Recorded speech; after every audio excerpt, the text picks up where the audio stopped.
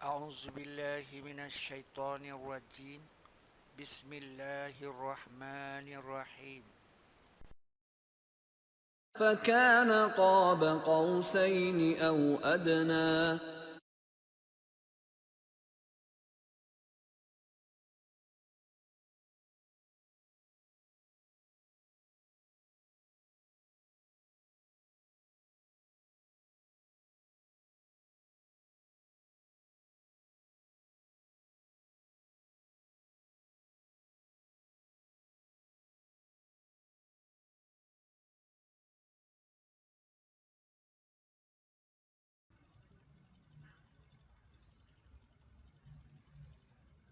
Isra Mi'raj Nabi Muhammad Sallallahu Alaihi Wasallam pada Al-Quran.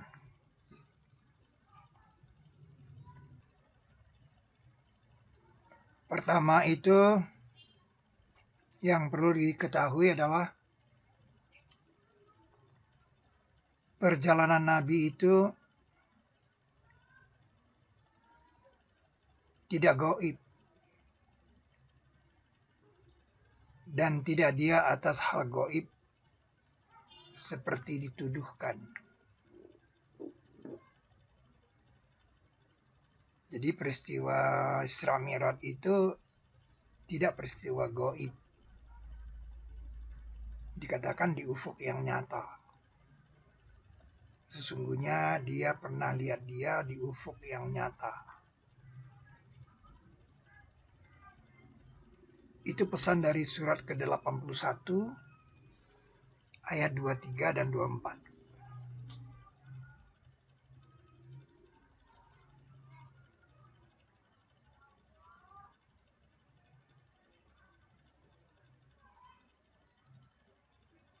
Nah, faktanya kalau kita perhatikan yang dibawa Nabi itu, sekarang fakta itu disimpan di otak motorik orang-orang yang beriman. Hanya orang-orang yang beriman yang menyimpan fakta ini.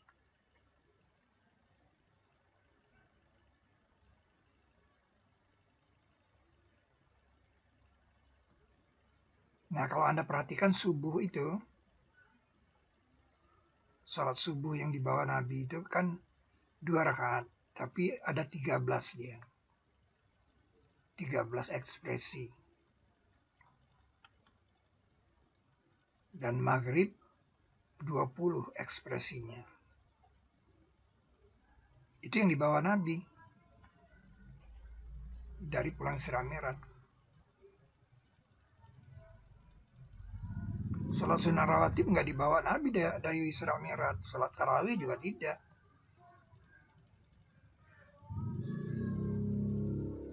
Nah, salat zuhur, asar, dan isya itu masing-masing 26 ekspresi.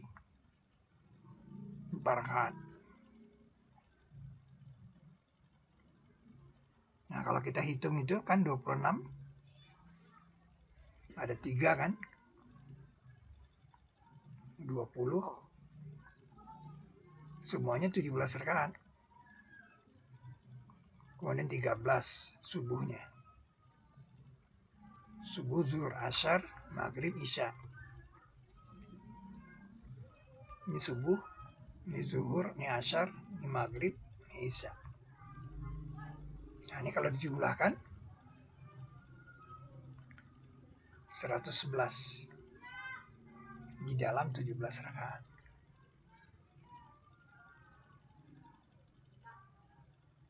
Umat Islam nggak bakal nambah-nambah ini. Kalau mau nambah-nambah masuk neraka dia. Dari dulu sampai sekarang ya seperti itu ekspresinya. Terjaga dia. Jadi ada pesan 17, panah 111. Di dalam 17 rakaat ada 111 ekspresi. Itu yang dibawa Nabi. Pulang Isra Mi'raj yang dibawa yang ini, yang 5 waktu ini. 111 ini.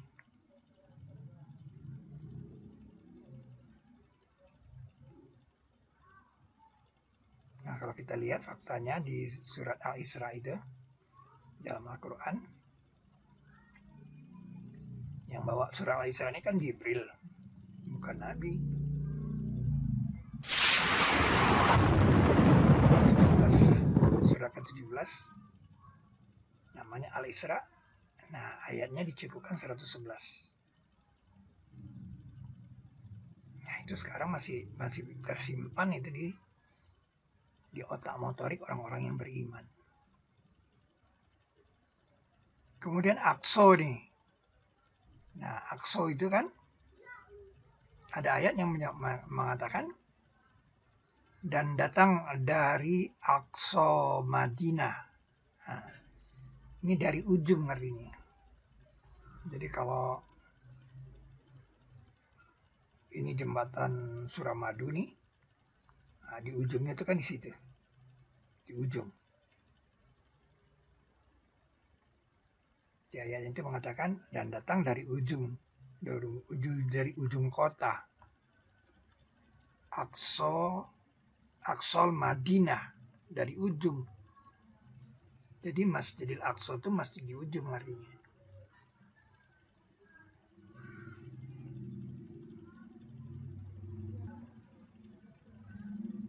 Kemudian yang paling penting itu adalah peristiwa Isra Mi'raj ini adalah dia mengkamuskan kata subhana.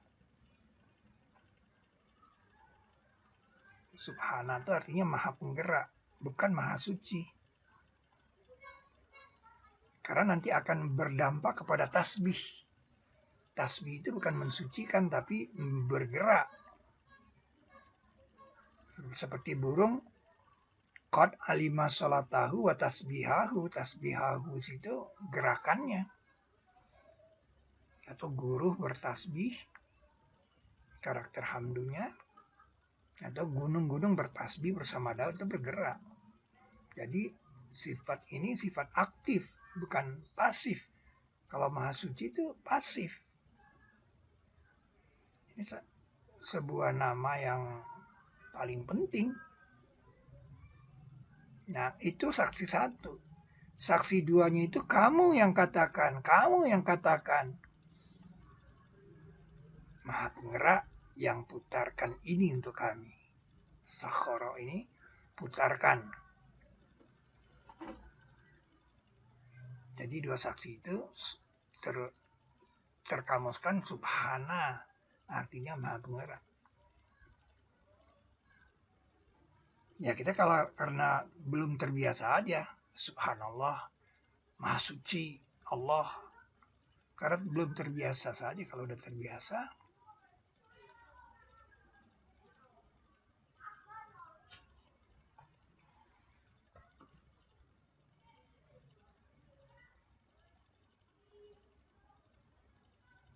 jadi salah satu tujuannya adalah mengkamuskan kata subhana. Nah, asro ini kan bawa berjalan artinya.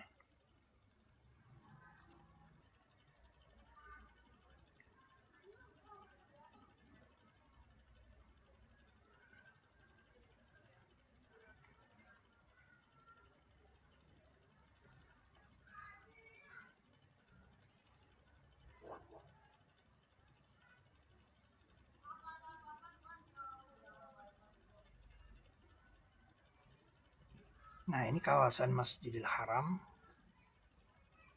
Jadi Nabi berangkat dari sini. Kurang lebih dari sini, tapi pada malam hari. Nah, ini kita simulasikan pada siang hari. Nah, perjalanan itu sampailah dia ke Masjidil Aqsa. Nah, Nabi berangkat naik dari sini. Dari Masjid As-Sakhra itu, Masjid Al-Ma'arij namanya. Pada malam hari. Nah, itu persis di titik berat manusia Mediterranean. Nah, 100.000 kilometer. Bumi seperti titik Nah, 1 juta kilometer.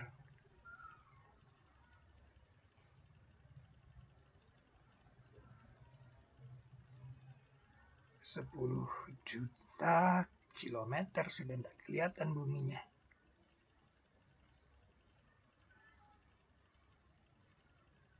Nah, 100 juta kilometer kita mulai meninggalkan tata surya.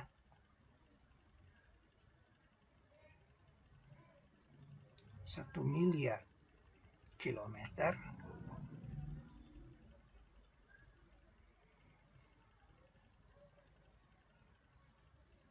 10 miliar kilometer.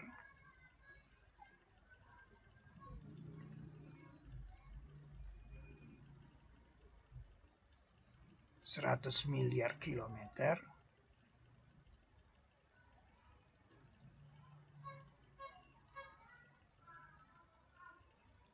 1000 miliar kilometer. 10.000 miliar kilometer. 1 tahun cahaya.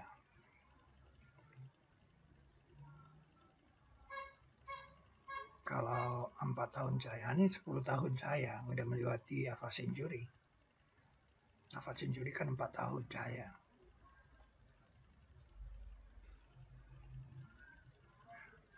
Seratus tahun cahaya.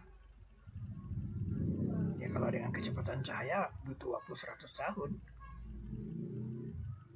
1000 tahun cahaya.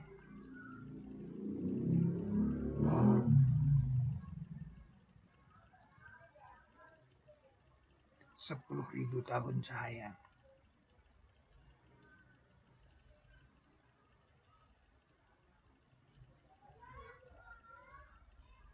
100.000 tahun cahaya. Kita sudah meninggalkan galaksi. Galaksi kan cuma 50.000 tahun cahaya radiusnya. 1 juta tahun cahaya. 2 juta tahun cahaya kita ketemu Andromeda. Nah, ini kita ketemu Andromeda, tetangga kita terdekat, galaksi terdekat. 10 juta tahun cahaya kita melintasi galaksi Andromeda.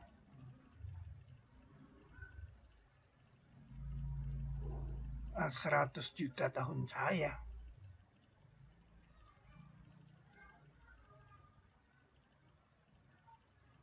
Kita kehabisan bahan bakar untuk bisa terus. Saya percaya karena di akhir ayat 1 surat ke-17 itu kan bilang Innahu sami'un basir. Sesungguhnya Allah itu kan mendengar, melihat. Itu memberi arti bahwa Nabi dalam perjalanan itu juga mendengar dan melihat. Jadi saya percaya Nabi melihat bintang-bintang ini berwarna-warni seperti ini, seperti yang dilihat oleh teleskop Hubble, dan juga mendengar. Nah, Nabi pun kemudian menghilang dari pandangan Jibril, melesat ke tempat yang tidak dikenal.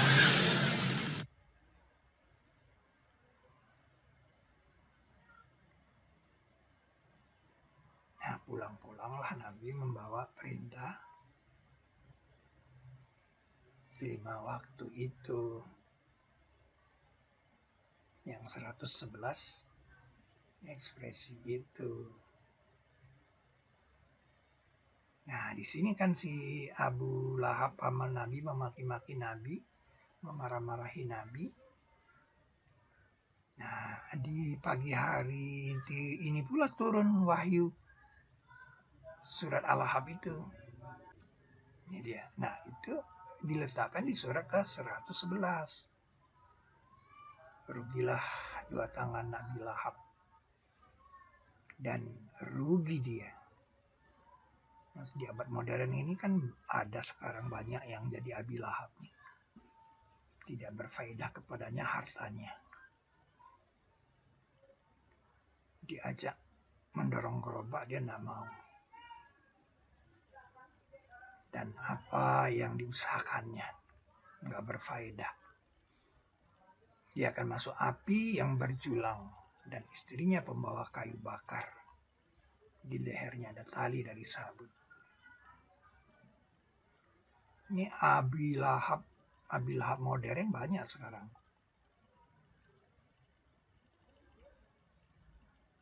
Tidak berfaedah kepadanya hartanya. Nah ini anunya. Gibran Akupuntur. Surat Yusuf itu kan 12. Surat ke-12 ayatnya 111. Nah surah Al-Isra itu kan ayatnya 111 juga. Nah ini ada formula 5 di sini, tambah 5 jadi 17 ya kan. Nah ternyata surat Al-Lahab ini surat ke-111 ini ayatnya 5. Sebegitu rapinya disusun supaya Anda yakin. Ini kalau 2021 ini kan insya Allah kan tanggal 11 Maret 27 Rajabnya. Ya, kalau saudara sempat sampai di bulan September 27 Rajabnya, insya Allah saudara akan lihat bulan sabit itu seperti itu. Lihatnya subuh. Jadi jangan lupa Anda nanti melihat menandai 27 Rajab subuh, tapi di bulan September ya. Berapa tahun lagi itu? Itu bulan sabitnya ada di utara. Di sebelah utara. Berdiri seperti itu bulan sabitnya, 27 Rajab itu. Nah itu ada gambarnya di bumi. Yaitu Danau Baikal kalau dilihat dari sini. Nah itu dia, itu Danau Baikal gitu. Nah ini ekspresi tangan syahadat. Jangan lupa Anda menandainya. Saya pernah melihat ini sekali. Tapi pada waktu itu belum familiar foto memfoto. Jadi nggak sempat saya foto.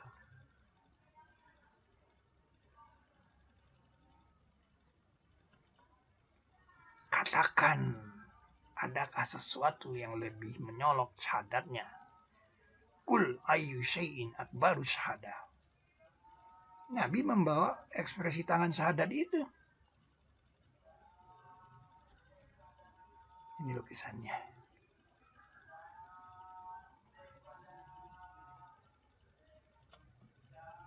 Nah, garis di punggungnya itu ada reliefnya di dasar laut.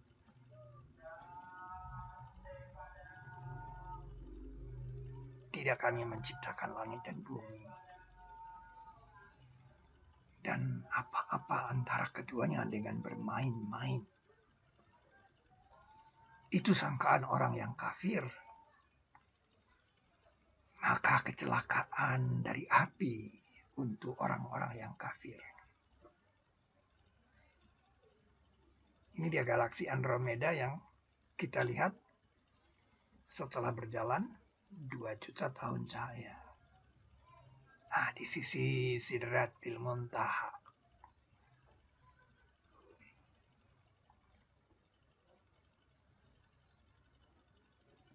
Di sisinya ada taman tempat yang dilindungi. Maka itu peristiwa Isra Mi'raj itu dipindah ke surat 53. Karena ada ekspresi tangan syahadat yang 53 itu.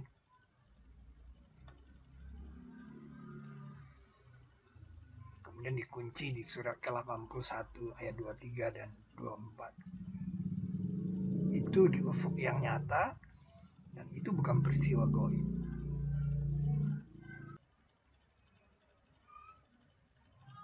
Nah, yang dibawa Nabi itu ternyata berupa roda gigi.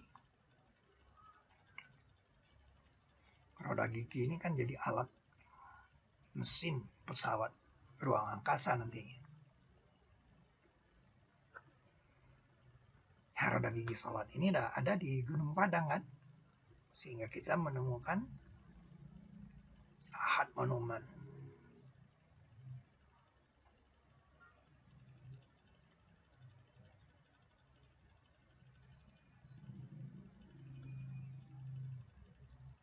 Nah, kemudian Nabi membawa waktu 50 karena Nabi mengatakan dulu itu 50 waktu.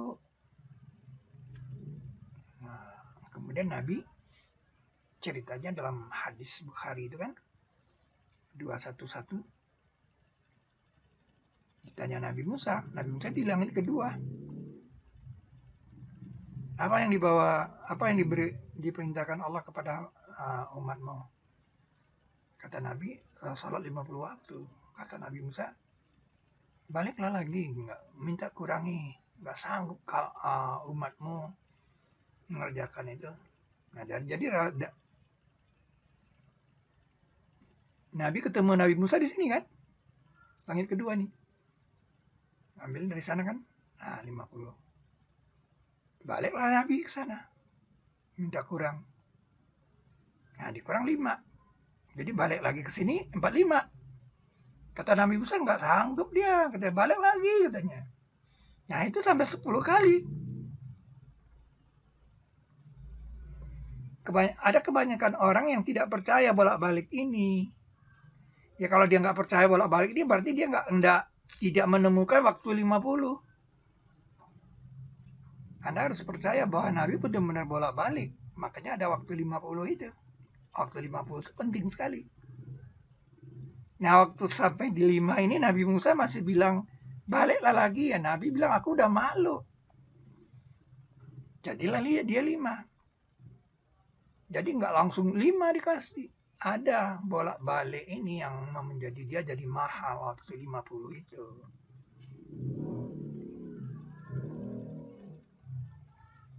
Nah ada berapa? Ada 20 kan?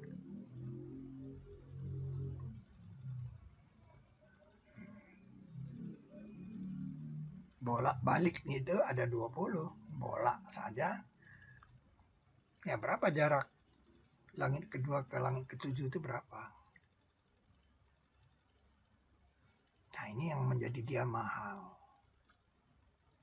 Itu waktu 50 itu akhirnya kita menemukan bintang 50 simetri. Kalau Anda tidak percaya itu ya berarti Anda tidak pernah menemukan waktu 50 dan Anda tidak bisa menemukan bintang 50 simetri. Bintang 50 simetri ini dahsyat. Tuh, dia membuktikan adanya sholat di qasar itu. Maghrib dijamak dengan isya, dijamak qasar 5. Kemudian itu subuh 2. Maghrib itu 3. Zuhur jamak qasar asar 4. Ini di waktu 50 tadi, yang bintang 50 tadi. Ya, ini sebuah penemuan yang dahsyat.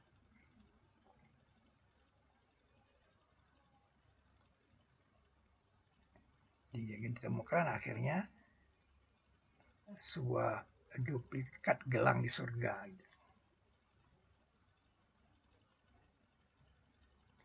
Duplikat gelang di surga yang kita sebut permata sholat. Kemudian yang lebih penting lagi, Nabi perlu bertemu Nabi Yusuf. Karena peristiwa Nabi Yusuf ganteng itu perlu dibahas di umatnya Nabi Muhammad. Nah, Nabi bertemu Nabi Yusuf itu, Nabi langsung mengatakan, jadi otaknya Nabi itu seperti komputer canggih. Langsung dia tangkap 1/2. Bagaimana itu cara bekerjanya? Kan kecantikan itu subjektif kan? Yang kalau ada perlombaan berenang itu kan lompat indah itu kan wasit itu ngasih 95. Jadi itu kan enggak ada ukurannya. Suka-sukanya kan. Kecuali kalau lari pakai jam, pakai waktu kan. Tapi kalau kecantikan itu, nah ini bagaimana Nabi menilai kecantikan itu dengan akurat. 1/2 kecantikannya atau kegagahannya, 1/2 kegagahan atau kecantikan yang ada. Nah di sini dilihatkan siapa Nabi Muhammad itu sebenarnya. Seperti Nabi melihat lalat yang jatuh ke susu itu loh. Ya namanya Muhammad. Orang yang faham hamdu kan artinya. Kemudian Nabi mencelupkannya. Ditenggelamkannya lalat itu seluruhnya ke dalam susu itu. Karena di sebelah kanannya itu ada antitoksin, anti racun. Dan sebelah kirinya sayapnya itu ada racun. Jadi kalau ditenggelamkan jadi netral ya. Nah itu bisa dipahami oleh Nabi. Karena dia Muhammad. Orang yang memahami hamdu. Nah bagaimana Nabi bisa lihat kecantikannya itu langsung komputer di otak Nabi itu langsung menghitung 1/2 dia.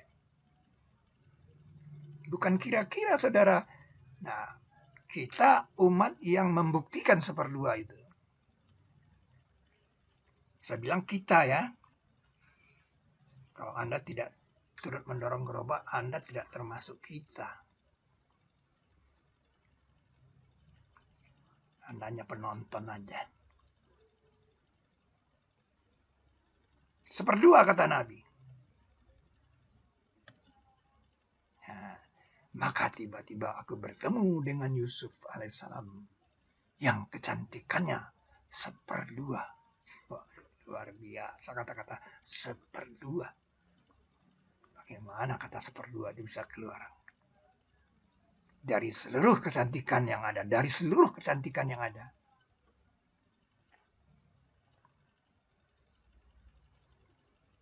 Itu hal-hal momen yang Anda tidak boleh lupa. Anda tidak boleh tidak menceritakan ini dalam peristiwa Isra Mi'raj. Jangan sampai Anda tidak tahu, anak cucu Anda tidak tahu, santri Anda sampai tidak tahu itu. Ini bagian penting dalam peristiwa Isra Mi'raj. Nah, kemudian kita membuktikan dengan pilar Al-Quran. Kromosom Nabi Yusuf. Itu memang separohnya. Dan separohnya lagi itu adalah kromosom manusia semuanya. Luar biasa.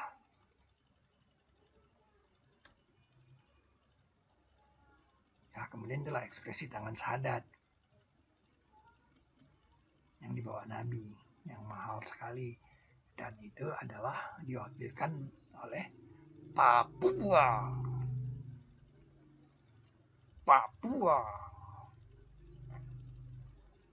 Dan di sana banyak emas.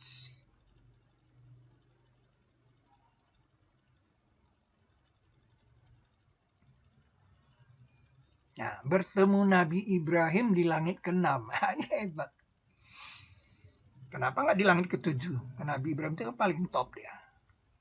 Kenapa harus langit ke-6? Ini hebat. Bertemu Nabi Ibrahim di langit ke-6. Kenapa di langit ke-6? Ini pembuktian. Langit ke-6 itu adalah wakil dari makom Ibrahim. Artinya makom Ibrahim itu wakil langit ke-6. Itu Anda harus tahu. Nah, jadi langit ke-6 itu sendiri, perjalanan ke langit ke-6 itu sendiri dianggap 0. Karena itu bagaikan sebiji kacang tanah dibanding jarak ini langit ke-6 ini keluar dari langit ke-6 itu sebesar kacang tanah ini. Dan ini perjalanan ini ke sini nih ke tengah-tengah langit ke-7 ini seperti Jakarta Kuala Lumpur. Gitu. Makanya ini dianggap 0 ini. Makanya Anda harus mengerti apa yang dimaksud dianggap 0 dalam peristiwa. Jadi makam Ibrahim itu mewakili langit ke-6. Itu alasannya kenapa Nabi Ibrahim ketemunya di langit ke-6. Nah, perjalanan Isra Mi'raj itu letter L saja karena ini dianggap 0. Jadi perjalanan Isra Mi'raj itu perjalanan simulasi dari perjalanan ke pusat langit ke-7 kemudian Mi'raj. Waktu Mi'raj segini nih Jibril udah nggak ikut, tertinggal. Itu. Makanya Nabi harus ke Masjidil Aqsa kemudian naik. Letter L. Kan ada juga paham yang mengatakan Nabi nggak ke Masjidil Aqsa. Langsung aja dia naik. Ada hadisnya juga itu mengatakan langsung aja dia naik. Itu apa ayat itu mengatakan Masjidil Aqsa?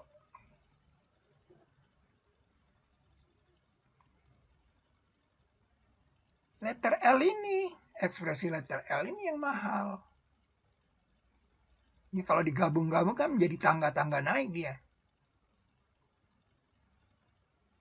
Nah, itu ekspresinya.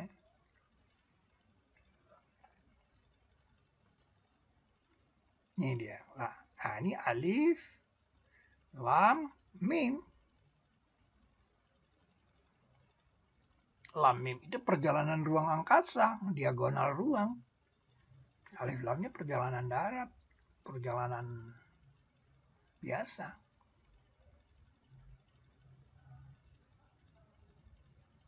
Makam Ibrahim itu di sini. Nah, ini mewakili langit ke-6. Nah, naik ya. Udah nih pulang.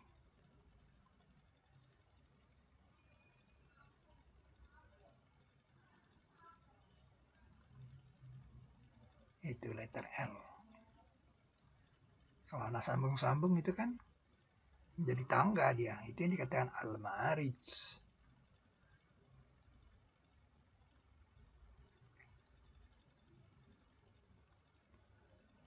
Ini loh. Ini kan 1,2 cm nih. Kacang tanah ini 1,2 cm. Ya.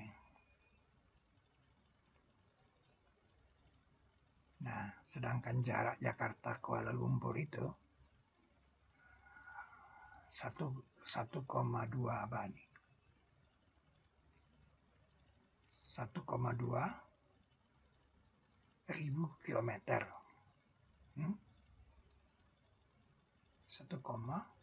ribu ini dia bulatkan jadi 1.200 kan.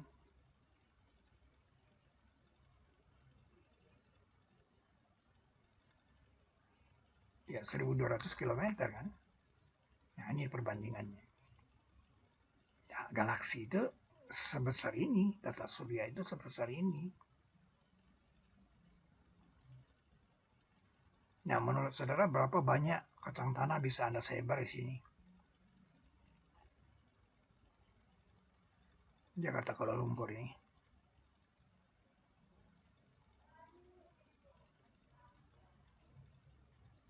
Jadi maksudnya begini loh. Anda keluar dari kamar Anda. Berapa meter sih kamar Anda? Paling 2 meter. 2 meter. Kemudian Anda keluar dari rumah. Ya, rumah Anda tuh berapa meter? Nggak sampai 100 meter ke rumah. Rumah paling 6 meter. 10 meter. Terus Anda keluar dari RT. RT Anda berapa luasnya sih? Ada seluas lapangan bola, 2 kali lapangan bola, 300 meter. Keluar lagi dari RW Anda. RW Anda itu berapa luasnya? Terus keluar lagi dari kelurahan. Berapa sih kelurahan Anda? Keluar lagi dari kecamatan. Keluar lagi dari kota. Berapa radius kota Anda? Kemudian Anda sampai ke bandara. Ini dari kamar Anda ini sampai ke bandara ini dianggap 0. Nggak ada orang mau ngitung itu. Jadi hanya dari bandara ini dianggap 0 ini. Nah, itu yang saya katakan ini dianggap 0 karena ini sebuah kacang tanah saja. Sebesar kacang tanah. Nah, kemudian dari bandara itu Anda berangkat ke Kuala Lumpur. Nih. 1180 12 kilo. Ini kan ada coret nih yang 12 ini nih. 12 itu menjadikan senti dengan ya 12-an. 0,0000 kilometer ini kan dibuang nih. Itu yang Anda harus mengerti, yang dianggap 0 itu. Anda berangkat, Anda berjalan sejauh 1180 km. Nah, jadi itu yang dianggap 0. Jadi keluar dari langit ke-6 itu dianggap 0. Jadi seolah-olah Nabi itu dari langit ke-6, yang maksud langit ke-6 itu adalah Maqam Ibrahim, Masjidil Haram, Ka'bah, berjalan ke Masjidil Aqsa. Nah, itu alasannya Nabi ketemu Nabi Ibrahim di langit ke-6, tidak di langit ke-7. Yang pertanyaan tadi, kenapa dia harus ketemu Nabi Ibrahim di langit ke-6? Kenapa tidak di langit ke-7? Anda ngerti nggak kenapa di langit ke-6? Atau kenapa tidak di langit ke-5? Itu alasannya. Karena ada yang dianggap 0. Nah, itu alasannya kenapa Isra Mi'raj itu harus bentuk letter L.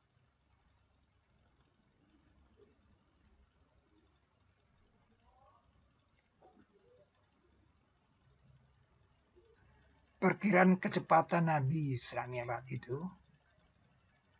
nih, atmosfer kita itu kan 650 kilo cuma.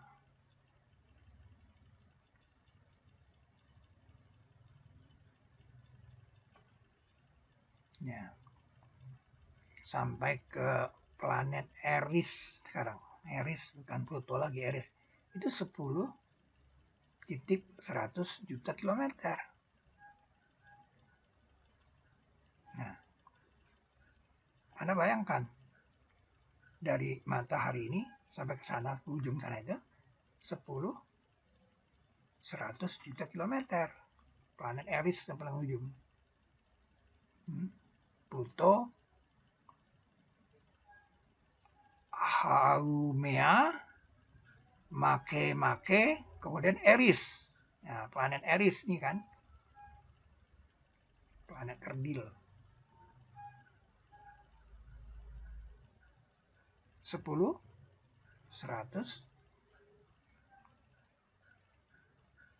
juta kilometer. Nah, sekarang matahari ke Alpha Centauri,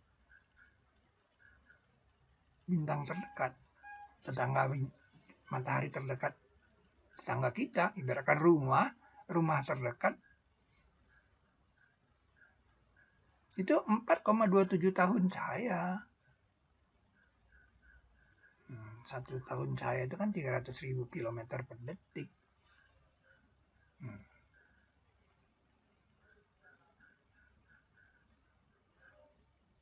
8,54 tahun kalau bolak-balik. Nah, bumi kita itu ke pusat galaksi 30.000 tahun cahaya. Radiusnya galaksi ini 50.000 tahun cahaya.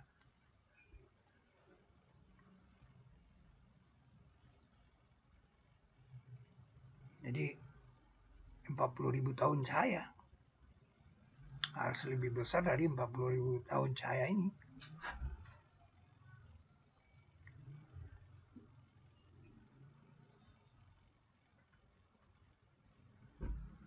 Nah, Andromeda 2 juta tahun cahaya.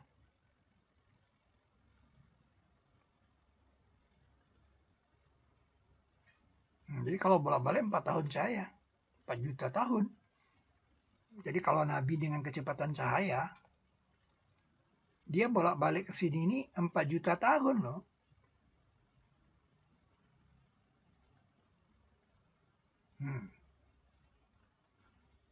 Nah, ini foto dari jagat raya terjauh teleskop itu berapa? 30 juta tahun cahaya. 30 juta tahun cahaya. Nah, sesungguhnya kami telah menghiasi langit yang dekat dengan dunia dengan pelita-pelita. Langit yang dekat dibilang. Jadi kalau L0 itu kita anggap 50 kali 10 pangkat 3 tahun cahaya. L0, radius galaksi kan, 50 juta L0. Langit yang dekat kan, galaksi itu. Pelita-pelita itu kan adanya di galaksi. Berarti L1 itu, semua galaksi itu di dalam L1 kan. Nah, ini ada kalau Anda bandingkan ini kan tadi galaksi dengan tata surya. Tata surya itu kan 50 kali 10 pangkat minus 5 tahun cahaya. Jadi bedanya itu 10 pangkat 8 antara tata surya dan galaksi. Nah, kalau konstanta ini kita anggap konstan untuk ke langit 1, nah, L1 itu ketemu. Ya, L0, L1.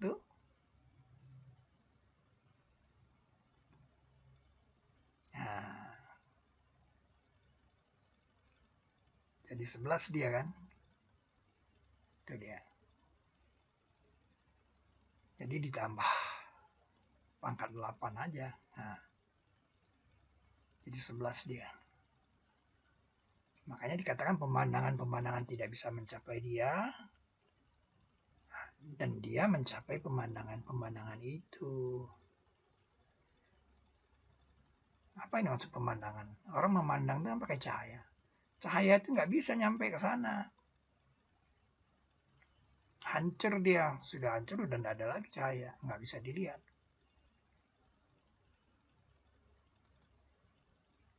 Dihilangkan Allah karakter cahaya mereka. Zahaballahu bidorihim. Sudah tidak ada cahaya.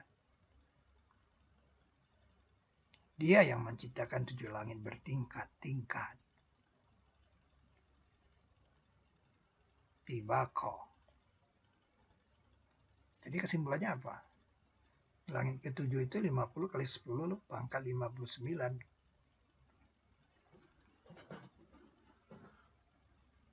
Itu ditambah 8 aja.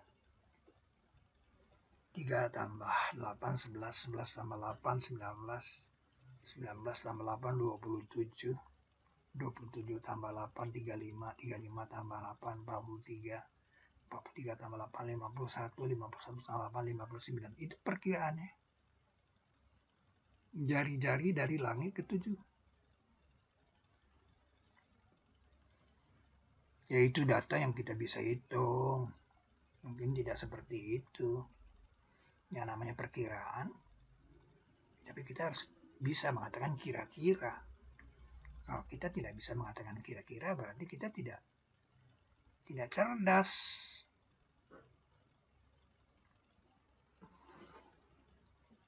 Seperti seorang anak mengatakan kepada orang tuanya, "Ma, di belakang ada ular besar." Berapa kira-kira besar ular itu? Dia nggak bisa kasih contoh, kira-kiranya nggak tahu dia. Berarti logikanya jalan, nggak jalan dia. Coba dia kasih tahu, oh sebesar tangkai sapu itu. Nah, sebesar tangkai sapu itu, sebesar itu. Nah, dia harus bisa mengira-ngirakan. Berarti logiknya jalan. Bukan berarti harus persis sama. Jadi ini tambah 8 saja.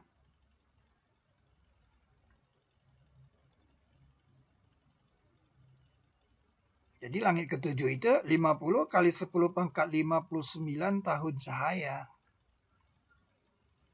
Perkiraannya begitu. 1 tahun cahaya itu 95 kali 10 pangkat 11. Nah, maka itu yang dikatakan.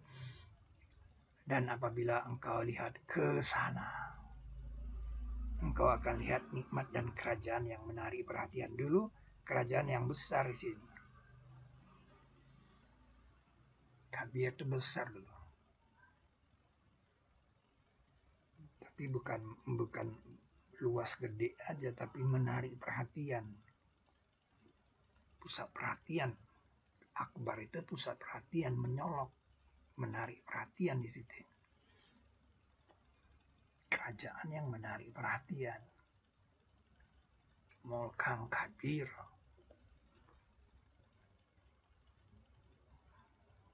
50 kali 10 pangkat 59 tahun cahaya.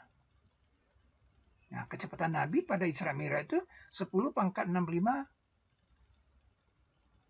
kali kecepatan cahaya.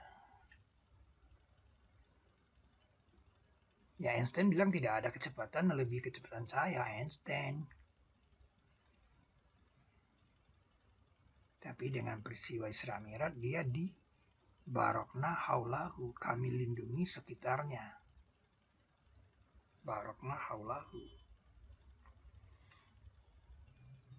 Diberi barokah di sekitarnya. Nah, itulah yang dikatakan maha penggerak. Kamu maha penggerak tadi. Berapa? Maha penggerak itu berapa kecepatan gerakannya? Nah ini. 10 pangkat 65 kali kecepatan cahaya. 10 pangkat 65 ini 1 dengan 65 nol. Kalau 3 nol itu 1000. Ini 65 nolnya, nah hitung aja. Maha penggerak. Subhana.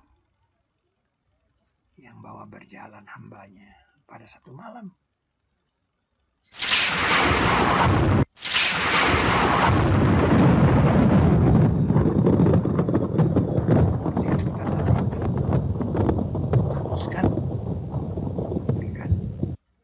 Paling tidak otak kita sudah mulai ada gambaran, ada perkiraan itu. Mahanya itu bagaimana?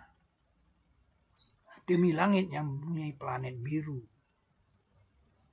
Dulu galaksi ini kan, bintang-bintang.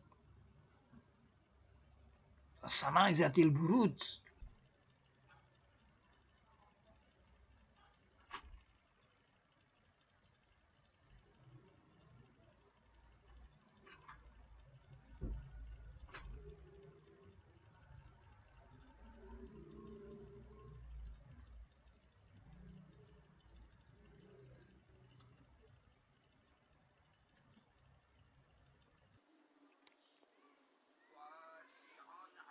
Golden ratio itu dasar pemikirannya dari ayat 4. Surat 44. Fiha yufroku kullu amrin hakim. Padanya dipisahkan tiap urusan dengan bijaksana. Jadi tiap urusan itu dipisahkan dengan bijaksana. Bijaksana itu yang jadi golden. Nah, pisahkan itu yang menjadi rasio. Sesuatu yang kita pisahkan pasti ada rasio. Dan rasionya itu jadi bijaksana yang disebut golden rasio. Nah, kalau sebatang emas Anda pisahkan 2, itu yang besar per yang kecil itu harus 1,618. Ini kodenya. 1618 ini. Kalau misalnya tali, kalau Anda pisahkan di tengah, itu tidak bijaksana. Harus geser sedikit sehingga B per A 1,618. A titik pisahnya ini kita sebut wusto.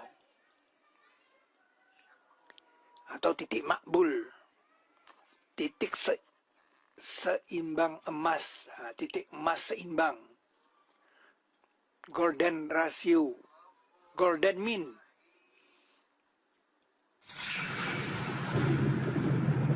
Jadi dia cantik gitu, titik cantik. Nah, kata wusto itu sudah disimpan di Jumratul Wusto, makanya itu Jumratul Wusto tidak persis di tengah-tengah.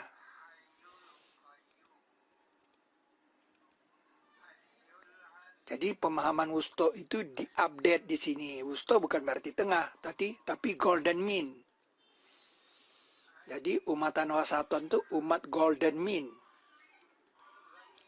Nah itu contohnya tangan kita ini. Pisah di sini ini jadi tangannya jadi cantik. Ini sejengkal, ini sehasta.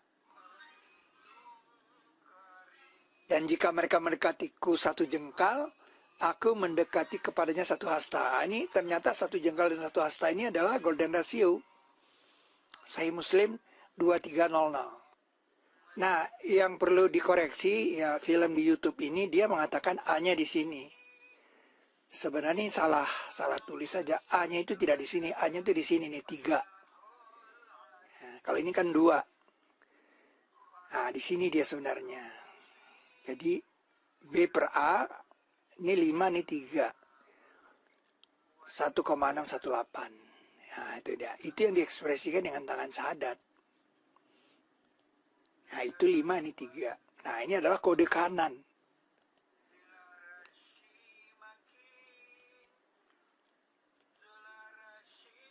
Maka kami ukurkan, maka dengan nikmat yang mengukurkan. Jadi nikmat itu kurang lebih sama dengan ukuran. Jadi Anda menikmati ukuran sebenarnya. Cantik, gagah itu adalah ukuran. Ya Anda menikmati makanan enak itu kan karena ukurannya juga, garamnya pas, cabenya pas, baunya pas, itu ukuran semua. Warnanya pas. Nah maka itu jika kamu hitung nikmat Allah, nikmat di sini ukurannya yang tadi, ukuran-ukuran golden ratio di seluruh alam semesta, tidak dapat kamu kumpulkan dia. Sesungguhnya Allah Ghafurur Rahim, sungguh Ghafurur Rahim. Nah ini dikodekan di 16-18, ini kode surat ke-16 ayat 18. Maka itu kita disuruh memelihara sholat wusta. Nah sholat wusta kata Nabi adalah sholat asar. Nah umat Islam itu dikatakan umatan wasaton karena dia memelihara titik wusta bumi. Nah titik wusta bumi ini yang pelihara umat Islam karena dia sholat menghadap ke sana. Ini dia. Maka itu umatan wasaton itu dihubungkan dengan menghadap ke kiblat.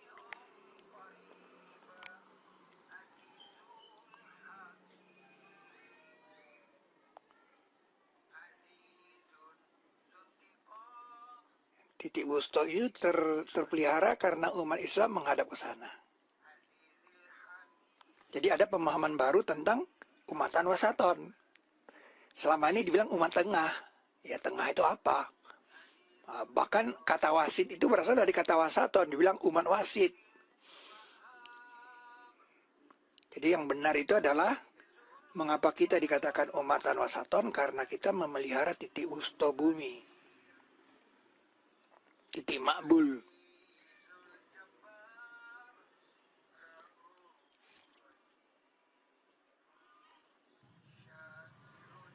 Anda lihat tawaf di sana,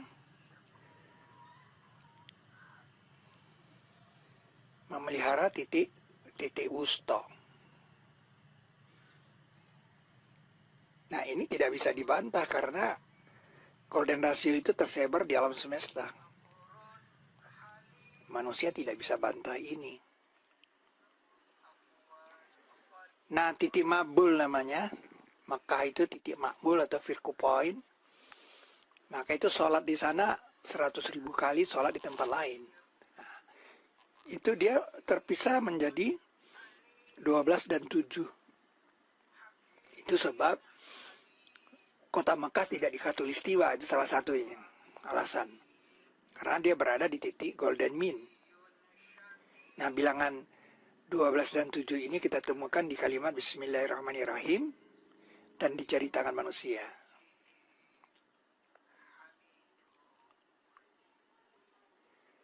Maka itu dikatakan, dan dari mana engkau keluar? Maka palingkanlah wajahmu ke arah Masjidil Haram. Dan di mana kamu berada? Maka palingkanlah wajah-wajah kamu ke arahnya, agar tidak ada bantahan lagi bagi manusia atas kamu. Bagaimana manusia mau membantah orang dia ada di dalam dirinya? Jadi titik wusta bumi itu adalah Ka'bah.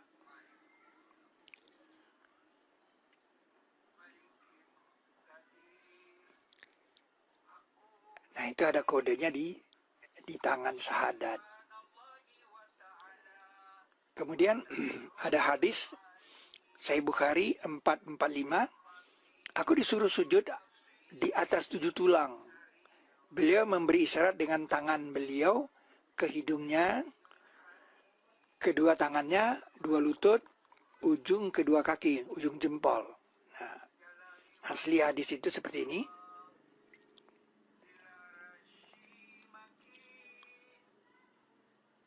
Nah, mengapa ujung jarinya harus lurus? Karena kaki itu 1, betis 2, sehingga terbentuk segitiga siku-siku 1, 2, akar 5.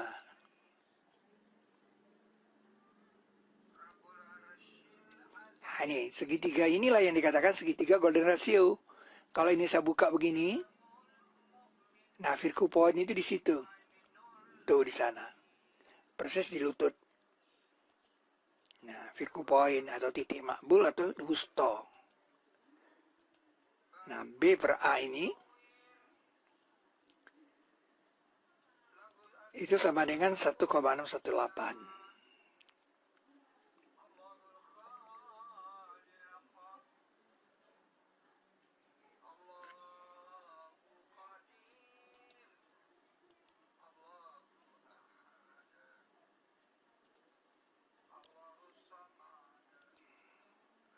Jadi ada ekspresi syahadat di sini.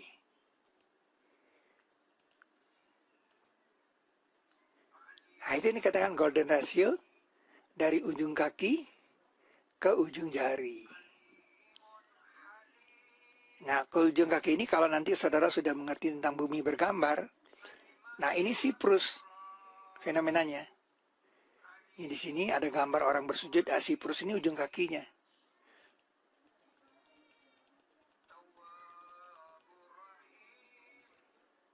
Nah, Siprus itu ujung kakinya.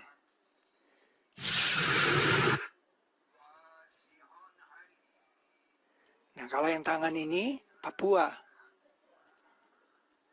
Nah, itu Papua. Nah, di Papua ini ekspresi tangan bersahadat.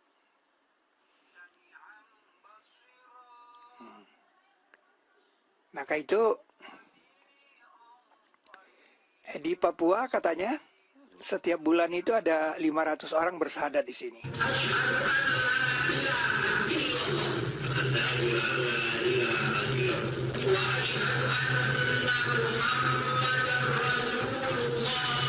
Jadi dari Siprus ke Papua.